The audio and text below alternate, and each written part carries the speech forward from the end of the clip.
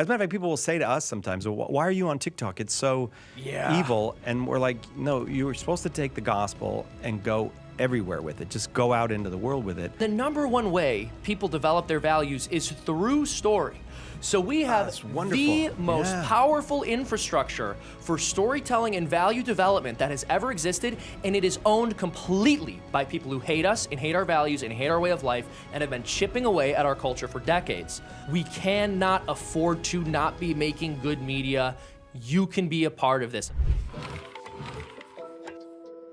Seamus Coughlin, thank you for being here with us. Thank you so much for having me. It's nice of you to come and visit us here at Catholic Answers because you're a big internet sensation. Oh, that's kind of you. We don't get big internet sensations every day visiting us. That's very kind of you to say. I was in the area for some speaking engagements and some podcasts I wanted to do, and I love what Catholic Answers does. Trent Horn's a friend, so I just sent him a message and I said, hey, I'm going to be out there. I'm going to be in the area. If there's any way I can collaborate or if there's any way I can do one of the shows, I'd love to. And so he set this all up, and I'm very happy to be here talking to you right now. Oh, very nice. So for those who don't know what you do, you make uproariously funny cartoons. You're very kind. You're very kind. But that is what you do, right? Well, I do make cartoons. Whether they're uproariously funny, I suppose, is a subjective matter, but they are. How do you get they're in the uproariously funny? And you'll all love them if you go watch FreedomToons. Yeah. So, I'm sorry, I interrupted your pitch. I apologize. Don't ever interrupt a man's pitch for his hilarious cartoons. Yeah. How do you get in the hilarious cartoon business? Like, I wouldn't even know where to start how to get in the hilarious cartoon business. And that's the reality. Is like you just have to start. It was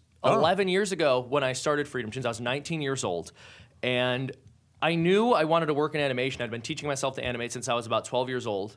And when I was 18, I knew at graduation I was going to try to animate full-time, start a small business, and so I did.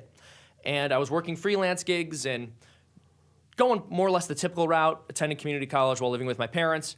And then I started posting these short animated cartoons about my political views to YouTube, and they ended up picking up traction. And so I ended up doing that really, really consistently, and the short of it is by the time I graduated college, I was able to make a living doing it. But congratulations. Thank you. That's wonderful. And now we've got a small team of people who are working to churn these cartoons out, because what a lot of people don't realize is animation is extremely expensive and time-consuming. Yeah. So for like an episode of The Simpsons, it costs several $1 million to create. Even an episode of South Park, which is some of the simplest looking animation there is, it costs around $1 million. And in season 1, right, of South Park, very wonky, very low budget, intentionally crude animation. That was in 1997, and it cost about $250,000 per episode. So adjusted for inflation, that's like $500,000. It's $500,000. So the reason it's so expensive is because you need a lot of people working around the clock in order to churn that kind of content out.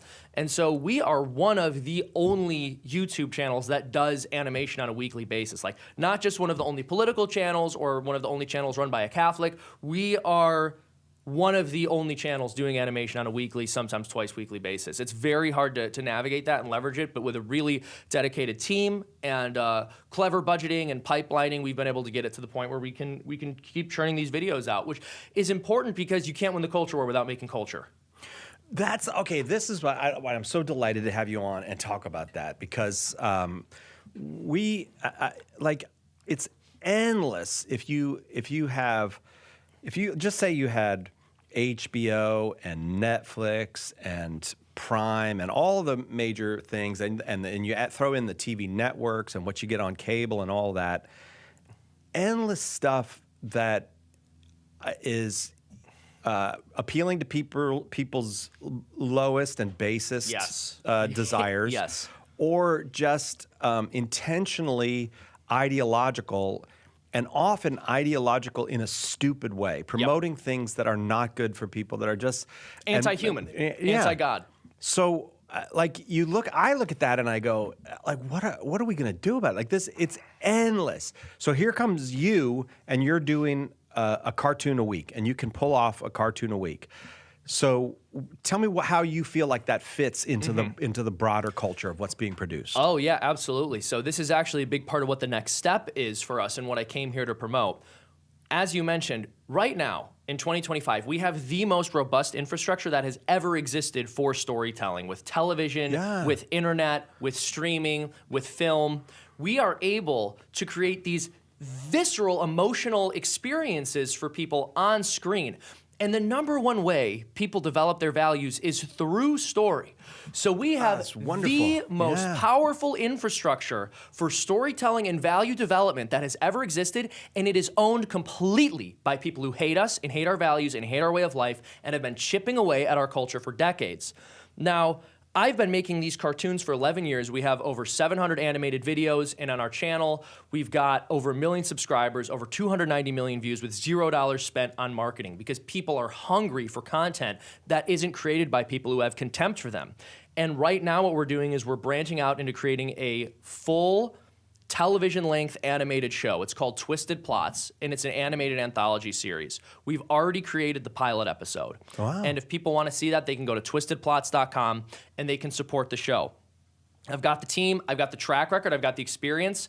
If I have your support, if you go to twistedplots.com and you get us closer to our goal, I will be unstoppable. We will be able to create an amazing show that will spread positive values not through these ham-fisted monologues or very cheesy, forced morality tale-telling that unfortunately many Christians have attempted in the past, but just through good, funny stories that promote a good message through the story and not by being ham-fisted.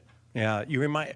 I always paraphrase it because I know I get the quote wrong, but Flannery O'Connor talking about. Oh, she's the best. She's talking about a good Catholic novel, and she said, "Well, first it has to be a good novel," and that's right. That I think is something we a lot of really good-hearted media has been produced, like people with the right motivation, but not with that skill of storytelling that you're talking about. And if you want, Hollywood may, in many cases, produce really low, even propagandistic content, for all kinds of things that are morally damaging to people. Mm-hmm. But they can tell a story. That's exactly right. They've got the skill. They can tell a story. That's exactly right. And so this is something I like to bring up. I've been talking a little bit about Titanic with people when I go pitch this when I talk about media, because of course Titanic's just my favorite movie. And don't tell me the end. I've never gotten to the end. So I just don't want to know how it ends. But in all seriousness, one of the reasons I bring up Titanic is because this is the highest grossing romance film of all time, and romance just speaks to us on a very deep, visceral level. Well, you watch this film, and because James Cameron's a true master of his craft, you root for the main characters who are in love with each other. But if you write that film down on paper, it's an evil, horrible story. It's this very selfish woman who goes from one kind of selfish person to another kind of selfish person, and that's her whole character arc, and we're supposed to feel like she's grown. And she's fornicating and cheating on her fiance and allowing this man who she doesn't really know to see her nude and draw her nude, and then she puts the drawing of herself in her fiance's safe just to hurt him. It's a really twisted story, actually. Dang. It's evil. It's very evil. But the reason I mention this is because people watch that film, and it's such a successful film because it's a story that's told effectively, and people want effective stories. We can either have effective stories that promote positive morality, or we can have effective stories that promote adultery, that promote fornication. And you see this all the time, actually, in women's media and in romance. Adultery and fornication being justified. This happens in almost every love film, which is a diabolical inversion because those things are not loving. This is also something that happens in films that are directed more towards men. You look in the past, you had films where the protagonist was a family man, where he cared about his wife and children. You look at, modern action heroes like James Bond, he's sleeping with a different woman in every film. So we'll tell these effective stories every scene. Yeah, every scene. Yeah, exactly. Who's going to be the You're Bond girl for this scene? scene? Man. That's true. Who's going to be this scene's Bond girl? So what ends up happening is people internalize these values because, again, story informs the way that we view the world. Yeah. And when Flannery O'Connor said, most importantly, you have to tell a good story, you have to make a good novel, part of why that's so important to remember is because we as humans, when we watch a film, we know whether it's true. Like, we know in a narrative sense whether what we're being told is the truth. And so if you have a story that's told effectively and it's truthful about the world, you've got a Catholic story.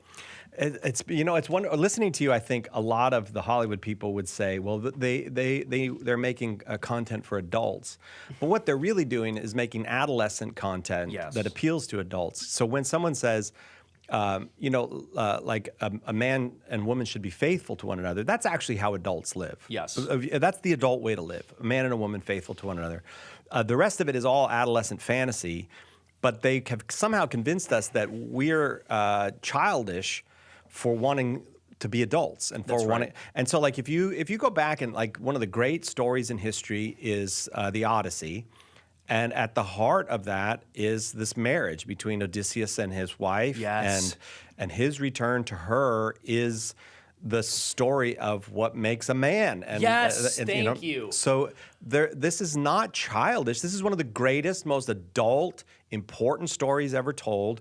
And the reason the Greeks love it is the man returns to his wife. That's right. So I've got like 5 different things to say, piggybacking off of everything you said. I have so many responses here. So firstly, when it comes to things being called adult, unfortunately, adult has become a euphemism for pornographic. I know, that's the dumbest thing. This is mature content. This is adult content. Like, it's mature and sophisticated to watch pornography. Right, like put on your smoking jacket. Yeah, and we'll have exactly, adult entertainment. exactly. It's like a gentleman's insane. club. A gentleman's club. It's like there's not a. I promise you, there's not a single gentleman in the entire club. It's like it is a sad club for sad people. No one there is getting happier. So when you look at the Odyssey, the way I was taught the Odyssey in the public school I went to in Cook County, so we're just outside Chicago, very blue, the way it was taught was, well, the reason Odysseus is messing around with Calypso and he gets away with doing all these things is because they were just misogynists back then, and they thought men could treat women however they wanted.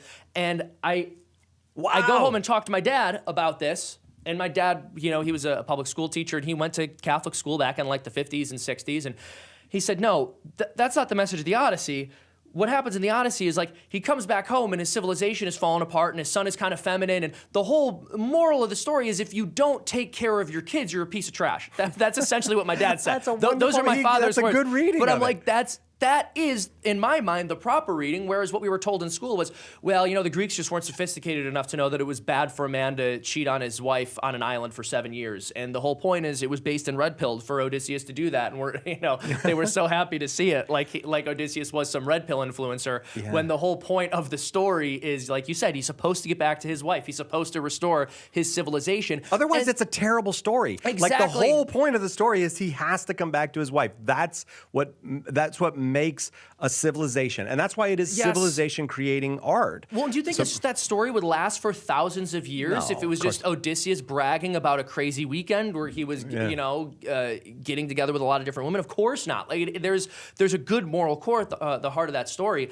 and so that's what we're doing. What we're making are these cartoons, and the subject matter that it deals with is more adult. Like, it's not for little kids, but it deals with it in a way that, again, firstly, it's not like there's not like nudity or anything like that, just to be really clear. We're not getting crazy. But the reason I say that is because, like, our second episode, which we're working on now, I don't want to get too into detail, but it's in part, the working title is Wisdom Chapter 2, and I won't get into too much detail about it, but it's in part like how people wrestle with their guilty conscience, and specifically about adultery. And again, there's that Bible verse in the title, but the story is not like about anything that's specifically overtly religious. It's just exploring human behavior and why do humans do bad things. And, like, is it truly the case that if we had material abundance, there would be no more crime, and if resources were just distributed properly? So we're dealing with these kinds of philosophical issues with each different episode. Twistedplots.com if you want to see it come to life. I was going to say, give the address again, but no, you are a pro at this. There's a reason why you were making a living at this by the time you left college. Well, and this is our first large project like this. So as I mentioned, animation's really expensive, and the inflation-adjusted cost for one South Park episode in 1997 is $500,000. So you can imagine, we want to produce 4 more episodes of this. That's going to be really expensive, but we've actually been able to budget in a way where we're going to get the entire first season done for the inflation-adjusted cost of a single South Park episode. Wow. So we've already raised about $315,000 out of the $500,000 we need to raise. We're on track to get funded, but we cannot do it without your help. And we need your help because we need to create good Catholic media. We need to revolutionize the future of entertainment, or what I should say is we need to wage the counter-revolution for the future of entertainment, because this is the most powerful storytelling infrastructure that has ever existed, and we need to claim that back as Catholics. Man, fire. Let me ask you this. How much did the success of Chosen show people that they could go outside the avenues of media and not just succeed, but break through and dominate? Massively, massively. So the Chosen far exceeded its fundraising goal.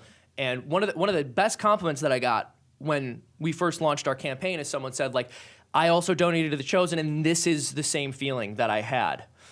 How wonderful. So yeah, so to me, that was a massive compliment.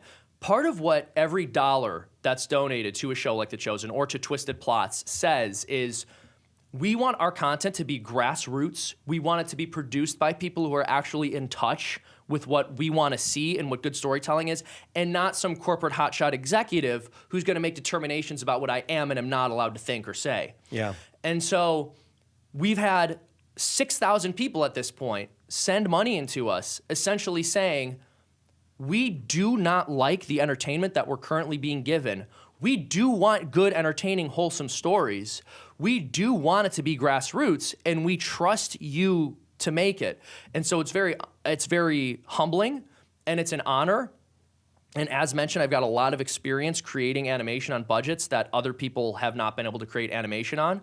So I know we are going to really stretch your dollar out when you donate at twistedplots.com, and we are going to make an incredibly entertaining and powerful show, which is going to move the dial on the culture war in some very significant ways. Tell me a little bit about your faith, if you would. So the reason, it seems to me that underlying the reason that you would like to be making these objects that have the power to transform culture is that something operated in you and transformed you. Yes, absolutely. Tell me about that. So I think when I was in my later teens, I fell away from my faith a little bit. And interestingly enough, even when I was 19 and I first started FreedomToons, I was not in a great place spiritually, and it was much more politically oriented. And FreedomToons, to be fair, mostly does comment on politics. And then when I was 19, I had an experience that caused me to revert to my faith. And I won't get into too much detail about the experience, but it essentially is one of those moments in your life where you are confronted with your own mortality to some degree, and you realize, I'm not like God's special favorite person who could never possibly go to hell. I could actually, if I do the wrong things or make the wrong choices and sin without repenting, and it only takes one mortal sin, I could end up in hell for all of eternity. And I was just confronted with something that made me realize that in a way that I hadn't before. And so I dove back into my faith, and I want to say probably around the time I was 23, the city I was living in had weekly Latin Mass. And so I just started attending Latin Mass. I hadn't really gone before as a kid growing up. And then that really helped me deepen my faith. And I started to read and learn about Catholicism in a way that I hadn't before that. And it set me on fire with zeal. And I ended up realizing that some of the political ideas I had been promoting, even though they were by and large more conservative or libertarian, that some of them, weren't compatible with Catholicism.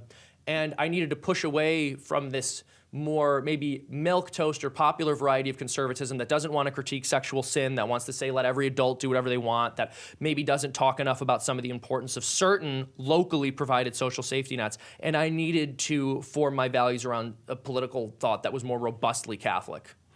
Wow. And so still a Latin Mass guy, or when I can, yeah. So I've moved a bit. I was in a city that had it every single Sunday. I'm not in that same position anymore, but it was amazing to go while I was able to. It's beautiful. It's a very beautiful liturgy.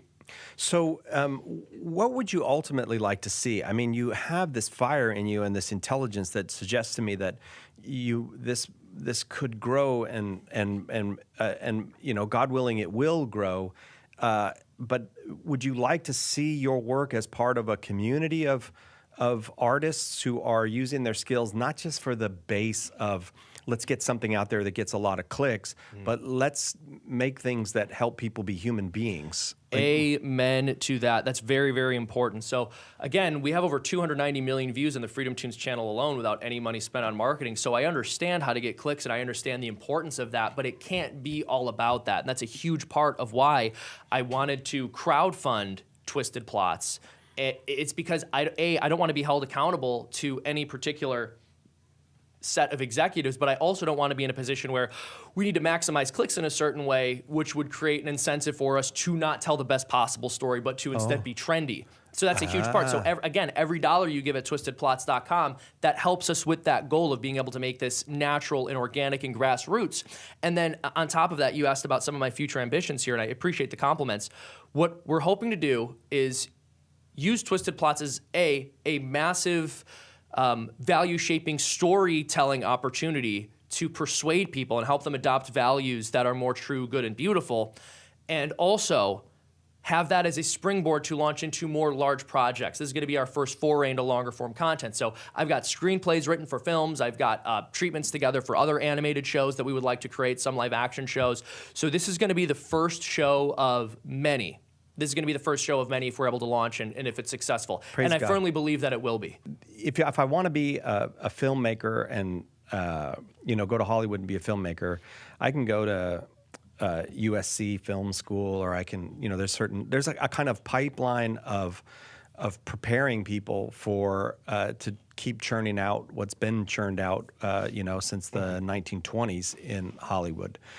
But what's the pipeline for somebody who wants to do what you want to do? Is there any pipeline? There is no pipeline. You just got to build it yourself. Really? Yeah, and there's an advantage to that, because if I was trying to use a traditional pipeline, we wouldn't be able to do this. If I went to any studio executive and I said, we're going to make a 5-episode anthology series for $500,000, and we're also going to start with the pilot already completed for people who contribute to it to see, they would say, get out of my office. You can't do that. They would say you need millions of dollars to do this type of thing, because with the bloated Hollywood infrastructure, you actually do. And this is also just the problem of animation being very expensive. It's an incredibly powerful medium for storytelling, but because it's so expensive, it has been totally dominated by these massive corporations. You have independent animators who can make shorter projects and shorter cartoons, but when it comes to half-hour long content, television-length content, or film-length content, you need millions of dollars usually.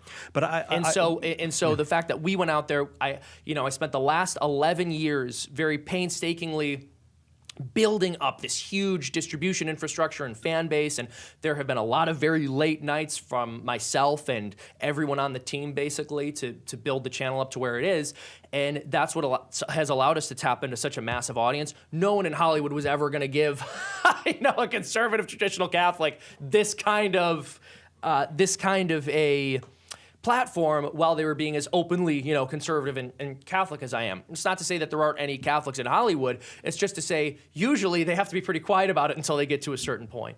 But okay, so but that's I don't mean just the pipeline for projects though, but for people. So because I imagine there are 17-year-olds who can produce content. Like, it's amazing what people at 12, 13, 15, 17 can produce now. Yes. So they want a pipeline for how do they get to where their stuff is being seen and maybe even monetized, and maybe even it becomes their career? That's a really good question. So there's a couple things you need to realize. First, you have to ask yourself, if you're this young kid at home, if you're 13, 14, 15, 16, 17 years old, firstly, good on you for already starting this, because I began teaching myself when I was about 12, 13 years old. And so good to start young. It's good to be ambitious, and it's good to know what you want to do with your life. There's a couple of questions you got to ask yourself. Firstly, do I want to run my own business? And that's not a given, because running a business is tough. It's a lot of paperwork. Accountability ends up all landing on you. It's very stressful. You got to ask, do I want to run my own business, or do I want to work for an outfit that I trust to put me on good projects? And then you got to make determinations based on that. Now, if you're going to run your own business, regardless of what you're going to do, actually, what I would recommend is make as much content as you can, as high quality as you can, and post it as often as you can. Now, if you're like 13, 14, probably don't. I don't ever want to give the advice to a minor to post anything on the internet, basically. And we started posting stuff on FreedomToons, or I started posting the FreedomToons videos when I was 19. So I would recommend not posting a bunch of stuff while you're a minor. The internet's like a dangerous and creepy place. But whatever you're going to post anywhere, obviously, make sure your parents are thoroughly aware of all of that. But I would say, enter film festivals, really hone your craft, show it to friends and family, and always understand that, like, the audience is going to be right about things, not about everything.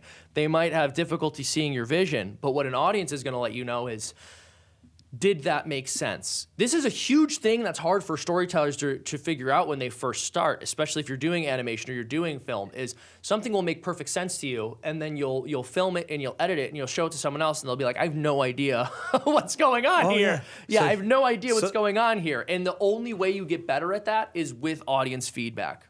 So just make the stuff and share it with people. Not necessarily share it online if you're 13 years old. And I'm glad you said that. I hadn't thought about that. But 13, the young. internet's an evil place. Very evil place. Like you probably have to face a lot. Like everything you post probably gets tremendous pushback. And I'm guessing it's not all well mannered.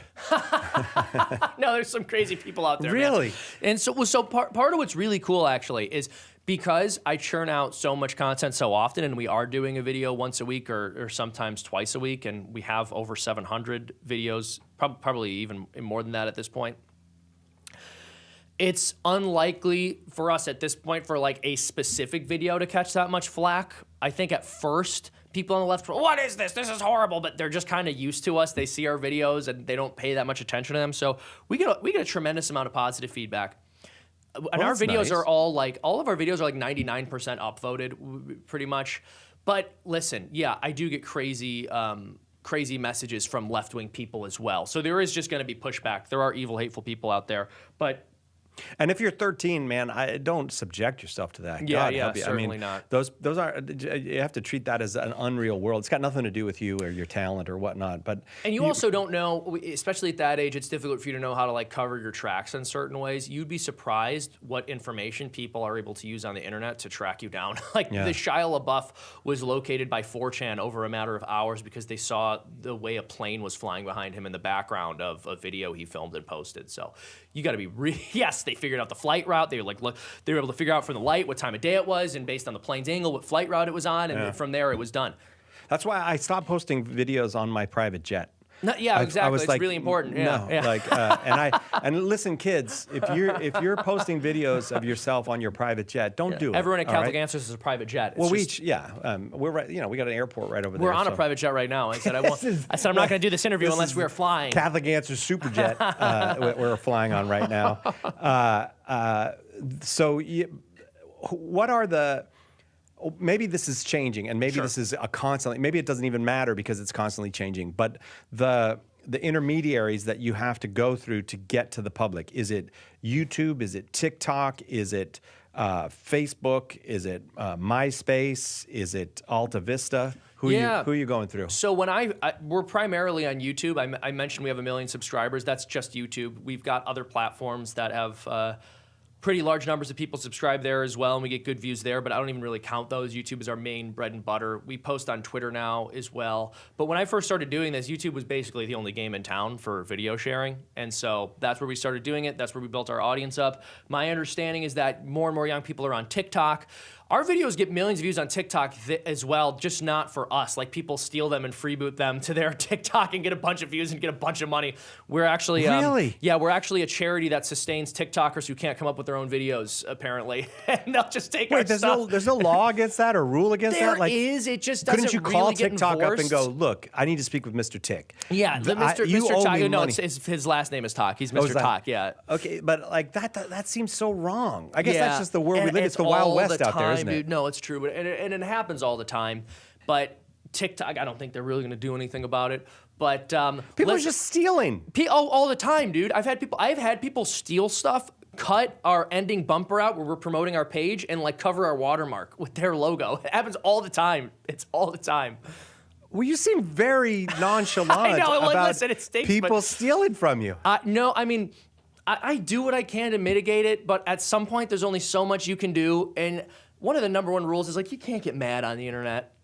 You just can't get mad. That's why I can't be on the internet. Yeah. That's like saying I can't get mad on the freeway. Then I just better stay off the freeway because I can't do it. Listen, God's taking care of us. We're blessed and we're doing fine. And if you guys go over to twistedplots.com and help us make this show, listen, like I said, we're about 9 days out now. And a crowdfunding campaign you usually run for about anywhere between a month to 40 days.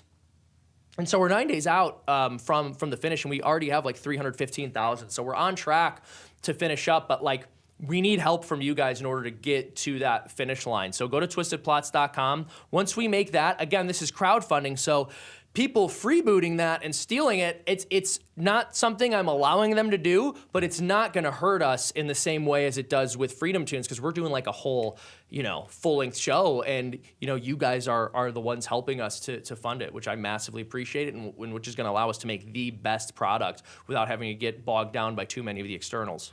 There's some people that'll be like, I feel like we're in a bind with the technology because people don't want to get involved with certain. As a matter of fact, people will say to us sometimes, well, why are you on TikTok? It's so evil. And we're like, no, you were supposed to take the gospel and go everywhere with it. Just go out into the world with it. But you do kind of sometimes feel like you need a shower in some of the places that your content goes. And it takes a lot for an animator to feel like they need a shower. Like, I went to animation school, and it really takes a lot to get an animator to shower. But even I'll be like, man, I need a shower after that. These platforms are crazy. So tell me how the moral reasoning, the way that you do it. How do you do the moral calculus? Yeah, there's a couple things. Firstly, you got to remember that direct cooperation with evil and remote cooperation with evil are different things. And if we never had any remote cooperation with evil, like literally none of us would have jobs. Most of us work for companies where the CEO has values, even if it's a small business, that don't align with our own, and maybe even donate to causes that we don't agree with. If you want to be effective and you want to spread a positive message, you have to go where people are. So Jonah didn't want to go to Nineveh. And look, man, if you want to spend all your time in the belly of the whale, go ahead. But like, there are people in Nineveh, and they need to hear the truth as well. And so that's fundamentally how I view these social media platforms.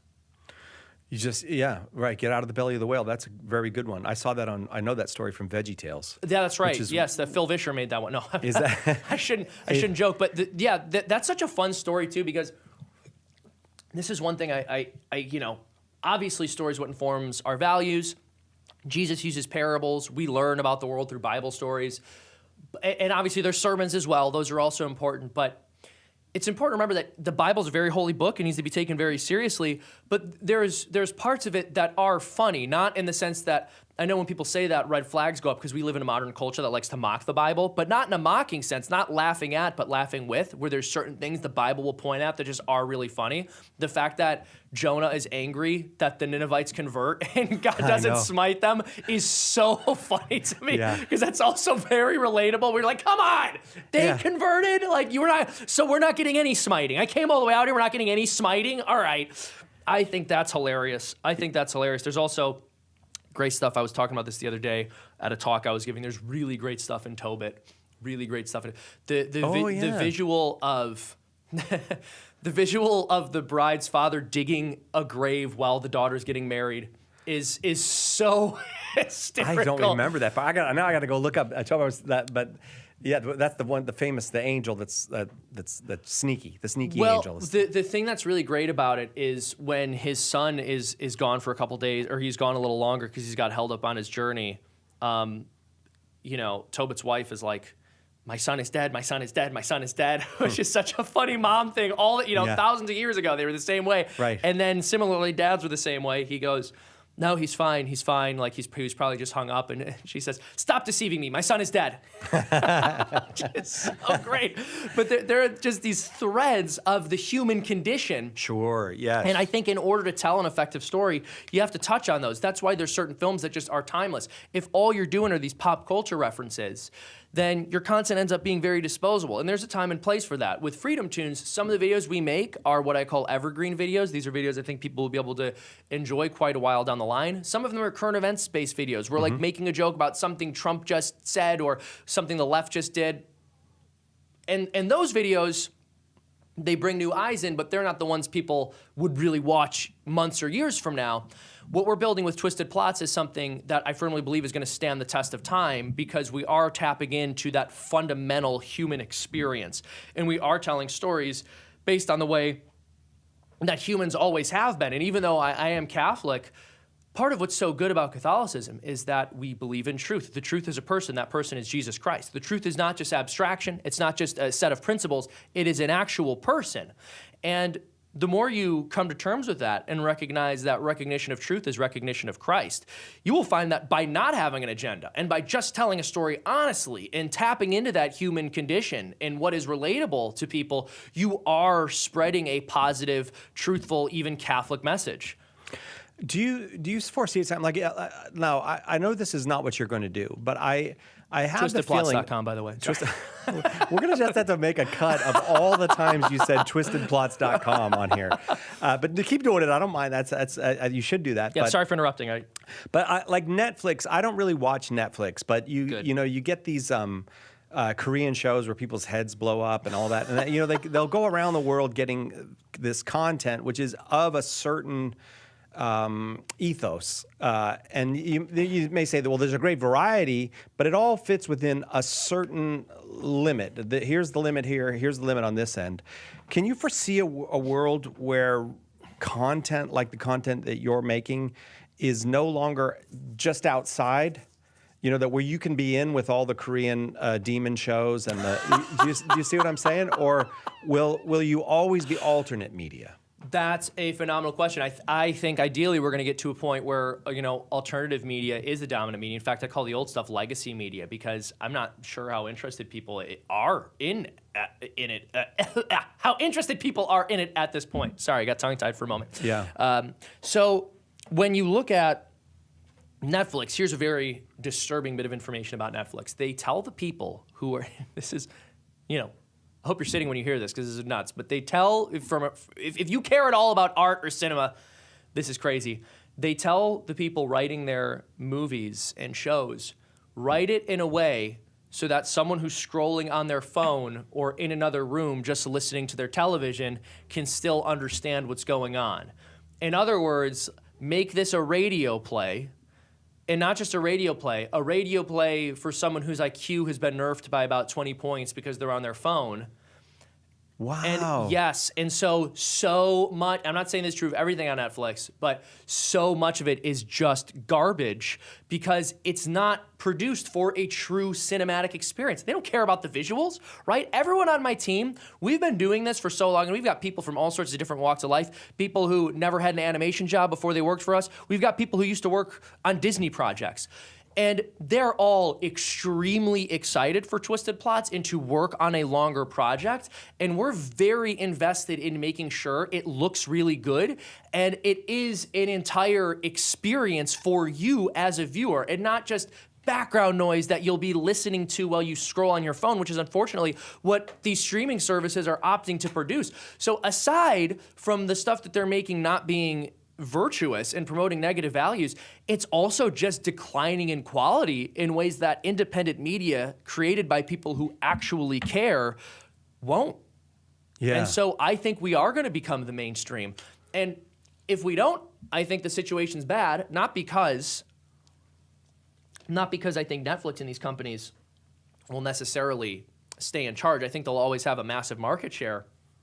But I also think that AI is going to do frightening things. There's part of me that thinks that AI is just a punishment from God because Catholics didn't do enough to create good media. So now the computers are going to do it. Exactly. And now it's just all going to be decentralized and it's all going to be very wonky and I'm nervous about the potential for it, but again, I'm also very optimistic about the future. As I've seen the outpouring of support that we've gotten for the show that we're trying to make, I'm very optimistic about the fact that people do just want good content. They want good entertainment made by people who don't hate them that, again, promotes a positive value. And there's other films I can talk about. I know earlier I mentioned everyone's favorite movie, Titanic, and the fact that on paper it's really bad.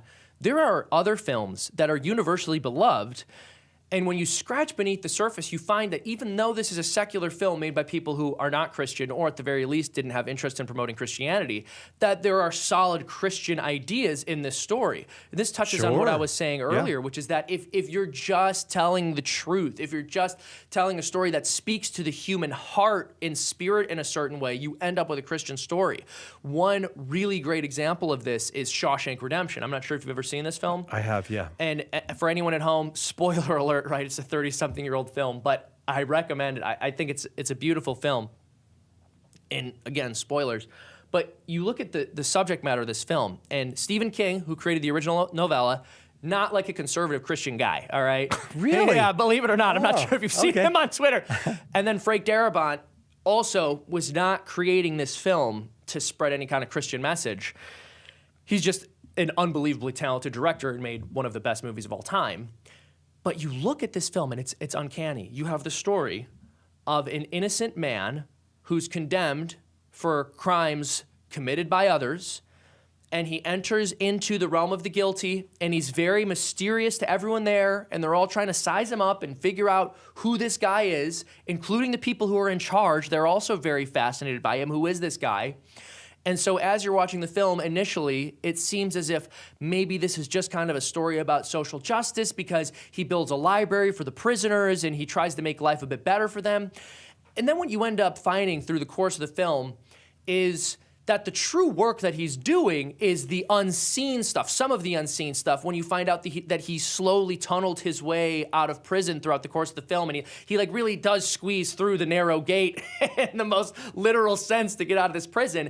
And then, once he's out of jail, he has the wealth that he's built up from his time suffering in prison under a different name. So like he uses a different identity that he created for the warden with this money laundering scheme.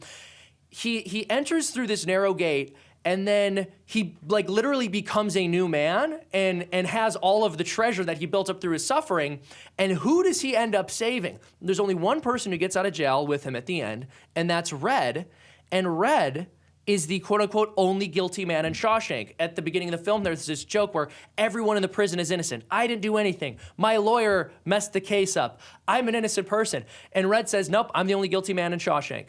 And he's the only one who makes it out. That is a profoundly Christian story told by people who weren't even intending to tell a Christian story. Right. And yet, it's one of the most universally beloved films of all time. Why? Because all of those plot points, all of those motifs and themes, they speak to something so deep within us that we know is true, Because if we know truth, we know Christ. So the other day I said to somebody here, they were talking about the Daily Wire, and I said something about the Daily Wire and mainstream media. And this is a young person, and they said, Daily Wire is mainstream media. And I was like, no, it's not quite mainstream media. And so that I wonder if, it just seems to me that for so long, media has been dominated by something that what was coming out of, say, CBS in the 1970s was lower than the culture that was enjoying it. So it was taking the culture down with it. It wasn't higher than the culture. Yes. It was lower.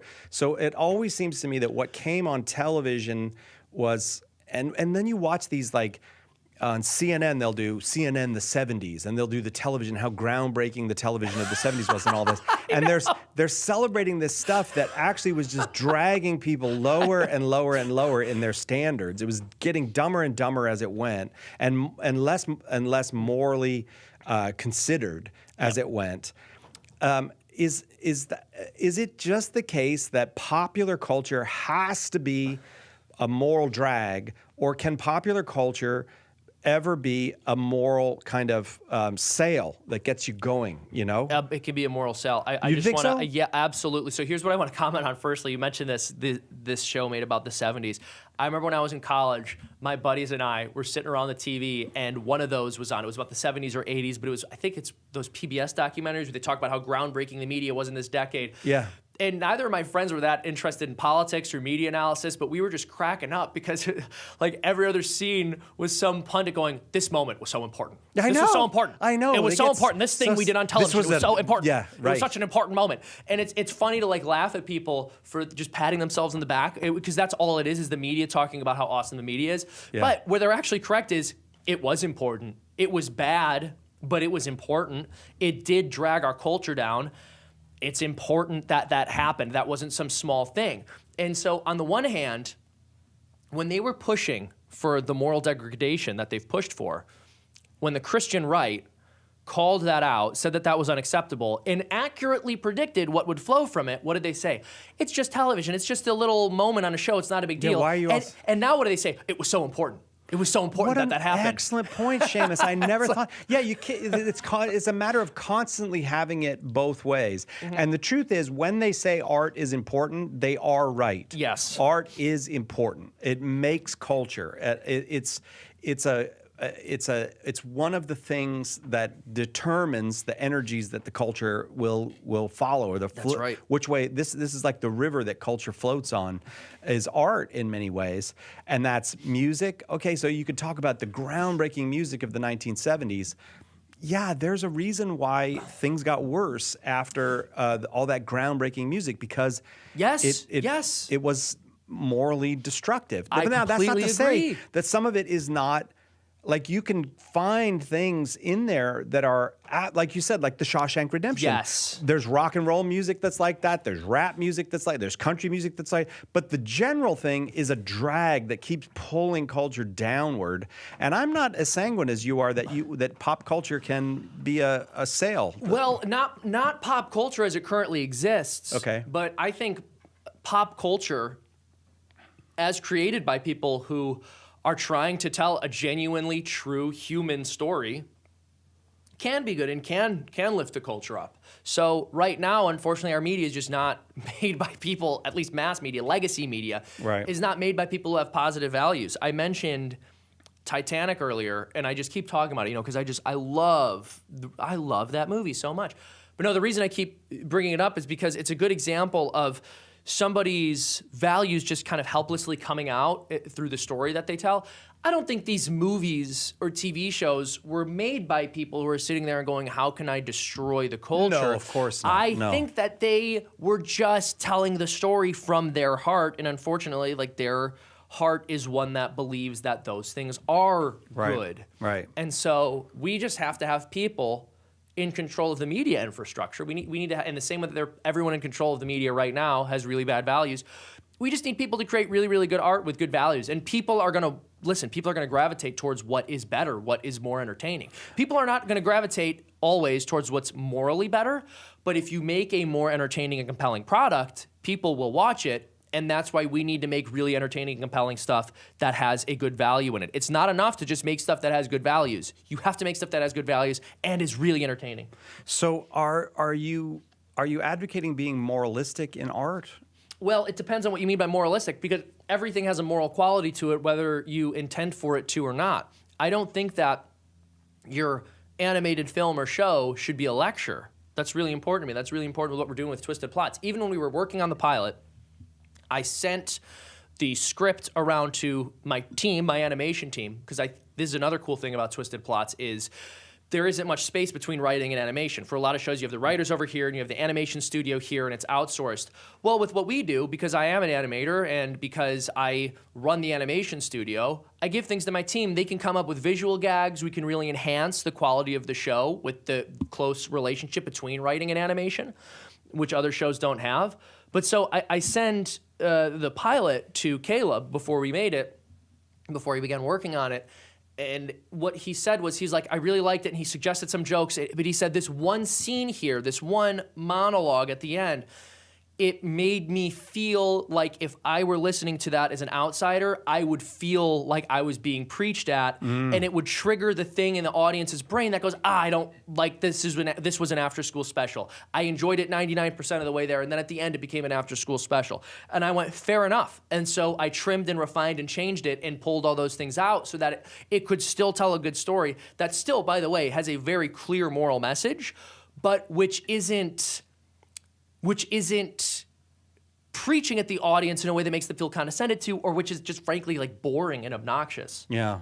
This I have to say, my wife, like if sometimes I'll ask her, she'll watch a movie or a show or something. I'll go, how was it? And she'll go, well, they made sure I learned my lesson. And this is her way of like saying, it was good. It maybe had good things that I liked, but that the people who made it just didn't have confidence in their art.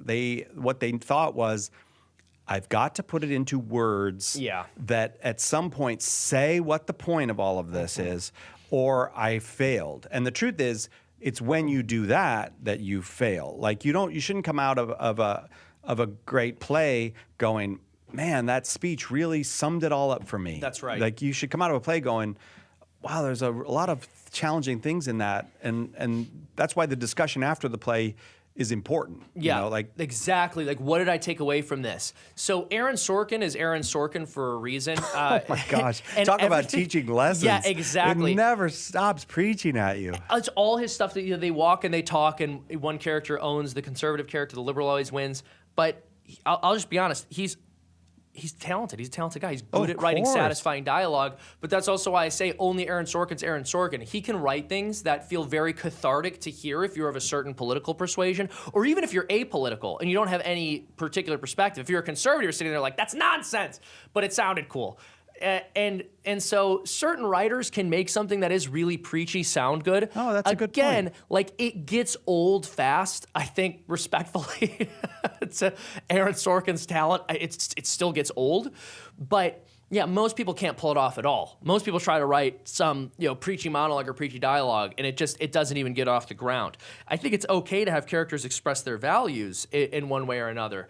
But it's also, to me, it's really important that the audience doesn't feel preached at, or that, this is another thing, they can't feel like you have a self-insert. So what a lot of writers will do is they have the character who is like, they've clearly fantasized about having this debate in the shower at some point, you know, and it's like, oh, I wish I would say that to the conservative. And then the character is clearly like them Getting it owning off their the con. chest. Yes, That's and right. you can't do that. You really can't.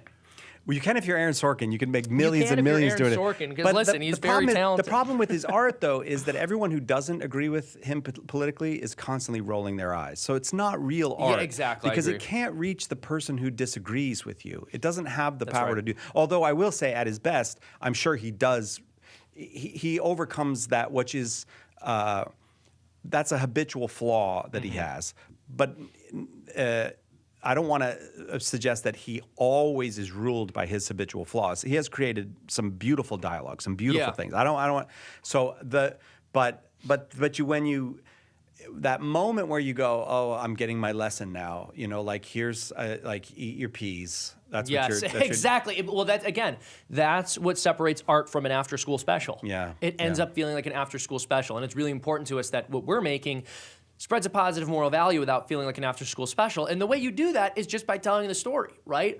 You have again, our second episode, I don't want to get too much into detail, but there's a pretty strong theme in there that's reminiscent maybe of what we have with Cain and Abel. You know, it's not like the story of Cain and Abel was communicated by two people in a debate over whether you should give enough to God, and then the story ends with like one person owning the other. Like, no, it's very intense. There's murder, and so you see like the visceral human emotion in that story, which people can still relate to today. But B, it does teach a moral lesson simply by explaining what happens. And that's a really profound lesson. Jordan Peterson would go, that's like one of the oldest stories we have, man, you know, and it's really quite profound, the quarreling brothers. But part of why it's so important is because that story, and when I was writing our second episode, I wasn't thinking about Cain and Abel at all, actually, but reflecting on it, I went, oh, this kind of has somewhat of a similar message, because the story I was writing is just exploring one of the reasons why people do bad things, and one of the kind of spiritual motivators that has nothing to do with material want, which is what we're constantly told is the root of crime by ideologues. And I realized after telling the story that there was this kernel of the Cain and Abel story, because people do find themselves very, very, very angry with those who behave the way they know they should be behaving. And the way we see that now, like the modern version of Cain and Abel is, you know, Cain says to Abel, you have forced me to internalize self-hatred with this sacrifice by upholding these patriarchal norms that tell me I am obligated to make a better sacrifice when I am of lower means and couldn't afford to. So this is systemic violence against me. Like, that's sort of the modern manifestation of that. Right, but it's right. the exact same phenomena. It's like, you did something better than me and I hate you. Yeah, resentment. Yes. Right, but depicting resentment is better than describing resentment, and describing resentment is better than making a speech about resentment. Like so the real artist can somehow make you live it so that you identify it and you know it by living it, not by being all the arrows pointing, this is what you're supposed to be getting out of this. This is what you're... I mean, I wish you great success, but I hope that what really will happen is that young people will be inspired. Because look, you could get an iPhone and some lighting probably, and maybe a computer to write a script on, and you can make a movie now.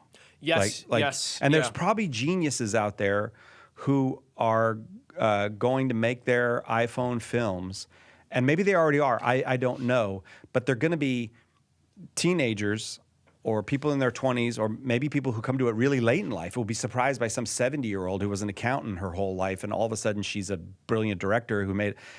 But I just think there's a democratizing because of the cheapness of the technology now. Like, my iPhone is probably better than the best movie cameras of the 1940s and 50s.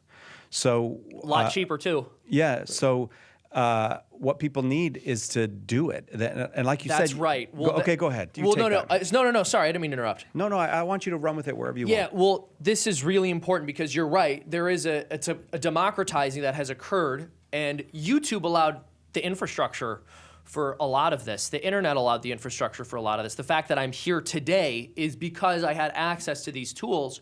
But I want to issue a word of caution, which is, while I think there is room for optimism, we can't assume someone else is going to do it. Like, I got into this because I knew I had to do this. Like, I knew I was interested in making media. I knew I had to change the culture. I knew all of the media that I was surrounded by was promoting a bad moral message. And even the stuff that did promote a good moral message was full of blasphemy or even put, nudity in it. And so I knew the culture had to change. I knew something had to be done about it. And we've had tools to increase democratization. And at the same time that we've had the tools to decrease democratization, the studios have gotten lazy. And the studios have started producing content, which is not very good. So right now, this is a pivotal moment, and we really have to claim it. Like, we really have to claim this.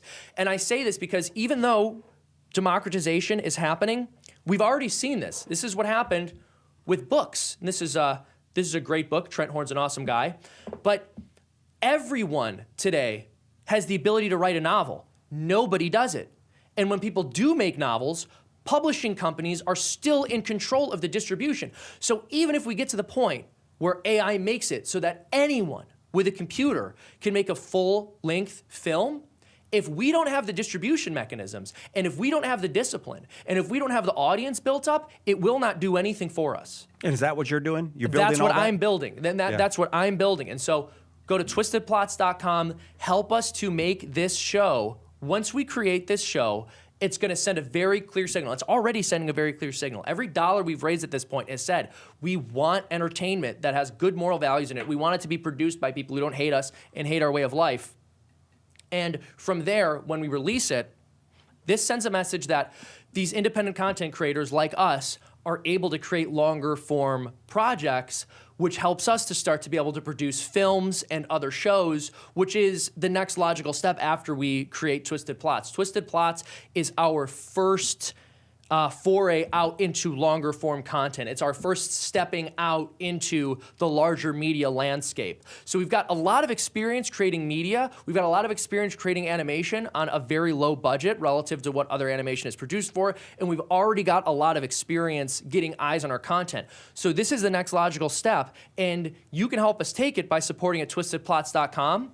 And once this show is produced, it's going to open the doors that will allow us to build up that infrastructure that will put good messages back in entertainment in a much broader way. As opposed to just one or two good shows here, we will be able to produce films, television shows. That's the goal. That's the long-term goal of all of this.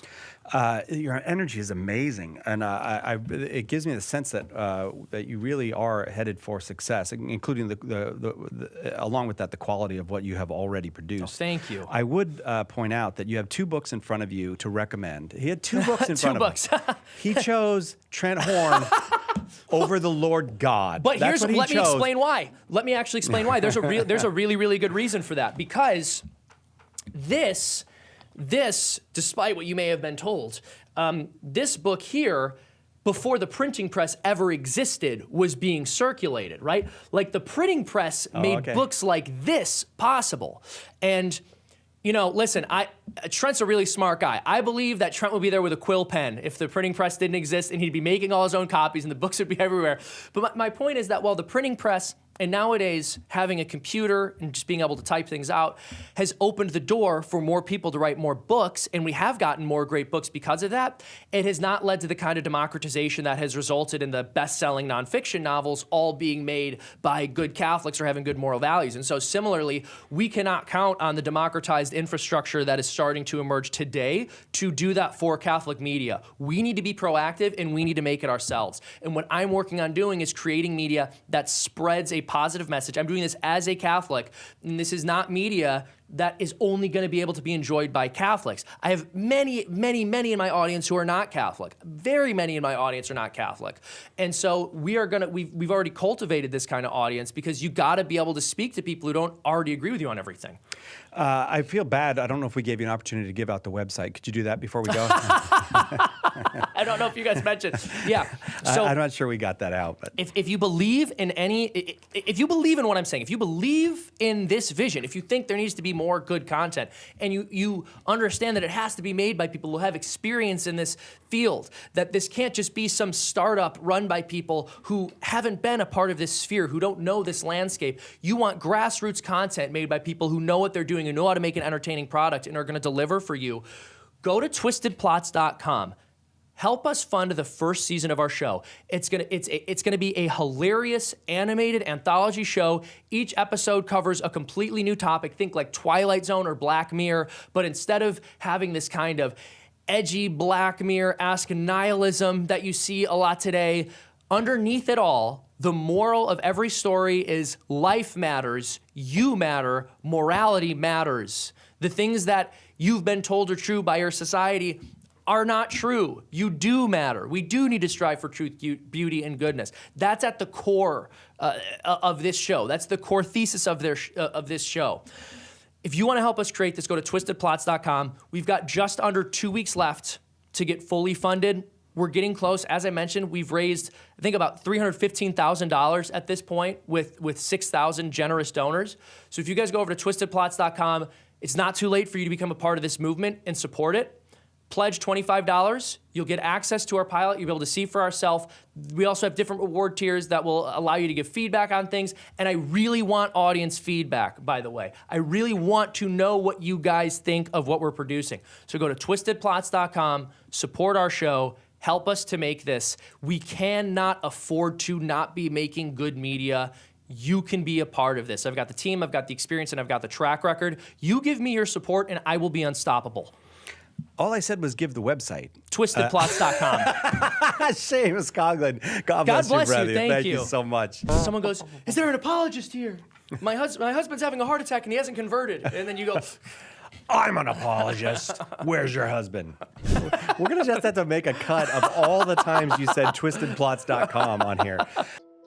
If I have your support, if you go to twistedplots.com, twistedplots.com if you want to see it come to life. When you donate at twistedplots.com, so again, every dollar you give at twistedplots.com, and if you guys go over to twistedplots.com and help us make this show, so go to twistedplots.com. I have the feeling... twistedplots.com, by the way.